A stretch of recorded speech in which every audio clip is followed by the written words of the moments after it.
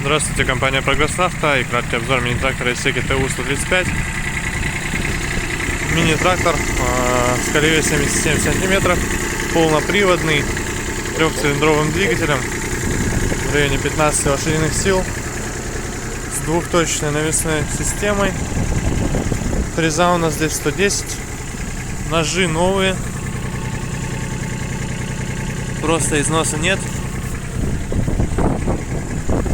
С опорными колесами, редуктор у нее сбоку.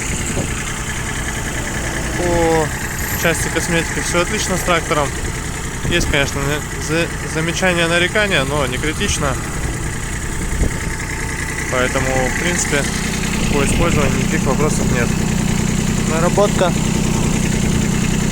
Трактор работает достаточно ровно, руль крутится легко, без проблем. Единственный интересный нюанс, что у него две передачи, одна передача вперед-назад и раздатка, то есть это пониженные и повышенные, больше ничего здесь нет, к сожалению, по передвижению. Фреза также максимально простая, гидравлика вверх-вниз, соответственно, все максимально просто, максимально надежно в данном тракторе.